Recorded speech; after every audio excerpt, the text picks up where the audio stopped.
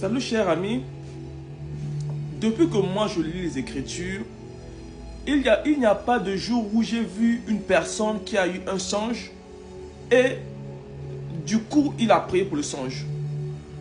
Il n'y en a pas. Quand tu lis les Écritures, toutes les personnes qui ont reçu les songes, les rêves, la première des choses qu'ils ont fait, ils ont cherché l'explication du rêve. Même si on lit dans Daniel 2, le verset 1, quand le roi Nebuchadnezzar a eu un rêve, un songe, il a fait venir tous les sages du pays, tous les magiciens du pays, afin qu'il l'aide à donner l'explication. Alors, de nos jours, qu'est-ce que nous on fait? Quand on a un songe, on se met à prier. Et on pense que la prière suffit pour neutraliser un mauvais rêve. Laisse-moi te dire un truc, que la prière ne suffit pas pour anéantir un rêve. Un rêve, avant tout, il faut qu'on l'explique. C'est dans l'explication que tu auras la directive du rêve. C'est dans l'explication que tu sauras comment marcher, comment éviter. Laisse-moi te dire un truc. Toutes les rêves qu'on fait s'accomplissent. Maintenant, dans l'explication, on te dirait quand ça va arriver, comment se tenir ou comment faire pour échapper. Mais ce n'est pas dans la prière qu'on anéantit seulement, qu'on anéantit un rêve. Mais c'est dans l'explication. Quand le roi Pharaon a eu un rêve, il a fait venir tous les magiciens de l'Égypte. Personne n'a pu décortiquer le rêve. Mais pourtant, il pouvait même dire de prier pour le rêve. Mais le roi Pharaon cherchait l'explication du rêve.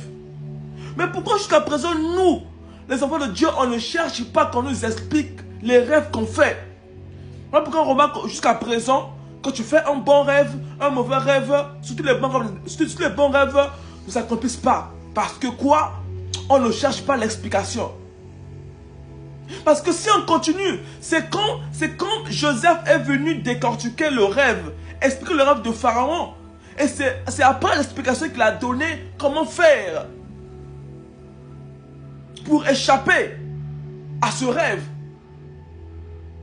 C'est là où Joseph dit à Pharaon que j'ai vu la famine dans le pays, mais il faut qu'on fasse la provision afin que quand la famine va venir, que l'Égypte ne soit pas dans la famine. Toi, tu fais tes rêves. Quand je te réveille, tu pries et c'est fini. Voilà pourquoi tu remarques que ta vie est mélangée. Pourquoi? Parce que tu ne cherches pas l'explication de ton rêve. Il y a un rêve que tu as fait qui t'a effrayé. Mais jusqu'à présent, tu n'as jamais cherché qu'on t'explique ce rêve. Voilà d'où vient ton malheur. Voilà d'où vient ton blocage. Il faut qu'on t'explique le rêve qui t'a effrayé. C'est par l'explication tu verras la solution. La prière ne donne pas la solution à un rêve, mais c'est l'explication qui donne la solution à un rêve. Parce qu'à deux fois, ce que tu imagines être un rêve mauvais, après c'est bon. Après ce que tu penses qui est bon, après c'est mauvais. Alors, si on ne t'explique pas, tu ne saurais pas. Alors, je vais dire à une personne, commence à chercher l'explication de ton rêve. Le rêve qui t'avait effrayé, le rêve qui te fait mal. Jusqu'à présent, ta vie est mélangée, c'est à cause des songes, des rêves que tu as fait, mais que tu n'as pas cherché l'explication. Restez bénis. On va continuer ce thème-là prochainement.